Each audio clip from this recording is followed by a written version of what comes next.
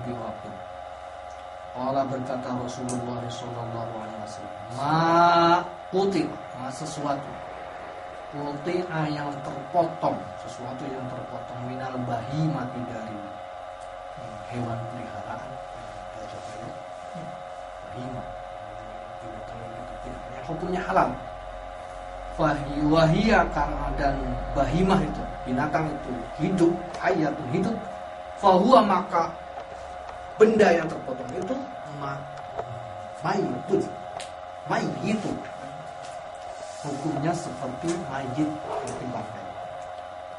Akhrajahu Abu Daud wa Tirmidzi, dikeluarkan dari Abu Daud dan Tirmidzi, wa hasanahu, dan Abu Tirmidzi menganggapnya hasan, wa lafzuhu.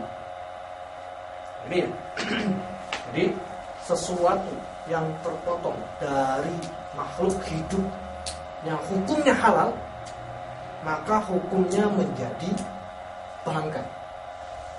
Misalnya ada ayam, apalagi apa namanya, sama teman-temannya lari pagi gitu. Kemudian datang ini apa namanya, keserempet atau lewat gitu, keserempet, gitu. Lepas dia kakinya, maka hukumnya kakinya itu seperti bangkai, haram dimakan. Walaupun ayamnya masih hidup. Ataupun apalagi kalau ayamnya mati. Maksudnya ayamnya hidup. Ataupun misalkan gini, ayam masih hidup, kita mau saya pengen ininya apa namanya, pahanya potong aja gitu. Kan orang Hindu gitu. Orang Hindu, saya pernah hidup di Bali itu, pernah kuliah di Bali. Itu kalau misalkan apa namanya, motong ayam itu tidak dari ini lehernya, dari belakang sini, dari belakang gitu. Kemudian diambil, kayak kasihan sekali gitu. Kemudian anaknya apa namanya, minta gitu kan, lagi mangga, anaknya minta apa misalkan apa pahanya, dipotong dulu sama dia, masih hidup dipotong. Oh ya? Iya. Ayam masih hidup, dipotong gitu masih dia, ya? Dipotong gitu. Kasihkan. Dia ambil gitu, setelah. Kalau sudah diambil ininya, paru-parunya baru mati dia. Gitu. Oh, my. Iya gitu. Di Bali itu? Iya. Ya, kalau misalkan bab 1 tahu bab 1, kalau tusuk itu tusuk dari belakang masih hidup. Enggak di sini ya? Enggak. Karena kalau di sebelah sini darahnya enggak segar, makanya dia dibunuh. Tusuk masih hidup. Maksudnya enggak segar gitu? Menurut orang Bali, darahnya kan ngalir, airnya. Darahnya enggak boleh. Darahnya kan gurih kata dia. Jadi masuk termasuk anjing. Kalau di sini kita sobek kan keluar semua darahnya. Betul. Karena darah kan dipompa ke ini, ke apa namanya, kepala, ke otak. Dari jantung ke otak. Ya, keluar ini. Dulu sama tetangga saya orang Bali. Itu apa namanya? Enggak tahu, mungkin mau dipanggang juga itu anjing. Jadi cuma dipukul aja terus. Terus pukul ya terus dipanggang gitu. Masuk ke dalam. Jadi enggak disembelih, cuma dipukul. Anjing karung di Bali, dalam karung. Saya tahunya itu anjingnya lepas, dikejar-kejar begitu, ini ketangkep dikarungin terus dipukul. Habis itu kok bau-bau ini ya, panggangan. Party. Grillen. Mundur grillen. Udah sebel. Ya gitu. Jadi sesuatu kalau orang Islam harus disembelih. Jadi itu yang terpotong itu bangkai. Potong itu. Ini ya. Kalau dari mungkin ada kisahnya Gus, kenapa terus ada hadis ini? Mungkin zaman dulu itu apa kebiasaan orang-orang Arab itu, orang-orang jahiliyah itu, apakah dia itu suka meretelin anggota tubuhnya binatang, misalnya orang tua. Awal sebab urutnya saya nggak tahu secara persis.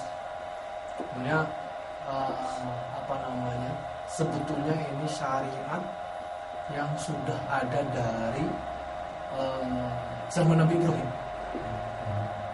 Zaman Nabi Ibrahim sudah begitu, sesuatu yang terpotong dari anggota tubuhnya yang tidak disembelih maka hukumnya sudah najis, dan ini dipelihara oleh Islam sama Rasulullah. Jadi nggak tahu bagaimana asbabul wurudnya hadis, tapi syariat itu sudah ada. Ditegaskan lagi. Ada pertanyaan? Boleh? Baik, kalau tidak ada kita masuk ke dalam bab. Dari bab yang pertama tentang air, kita sudah membahas banyak hal berkenaan dengan air, kemudian berkenaan dengan kadar perbedaan air sedikit dan air banyak, bagaimana hukum air sedikit, bagaimana hukum air banyak, bagaimana kita bersuci, hukum bersuci di dalam air yang diam, bagaimana bersuci untuk air yang dipakai laki-laki dan perempuan, termasuk tentang bagaimana jilat anjing dan bagaimana mengenai najis-najis. Sebelum dilanjutkan babnya, ada pertanyaan dari bab pertama ini, total apapun yang kalau nggak sesuatu yang belum jelas ditanyakan saja sebelum kita melakukan.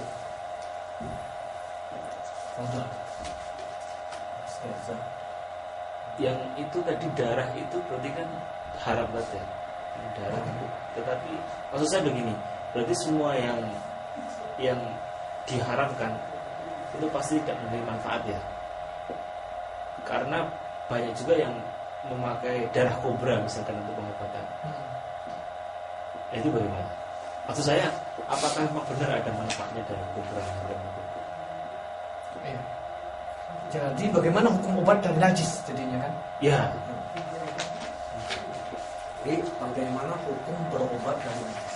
Maksud saya kadang ada suatu penyakit yang tidak bisa disembuhkan, yang hanya bisa disembuhkan dengan misalkan darah kobra gitu misalkan. Jadi hukum asyifa, hukum bagaimana pengobatan? Hukum bagaimana? Ya, hukum pengobatan itu ada 3. Yang pertama, 2. Yang pertama memang diusahakan kita dengan hal yang halal. Halal. Nah ini hukumnya, hukum pengobatan secara halal, ikhtiarnya bisa dilakukan apapun. Hukum pengobatan secara halal.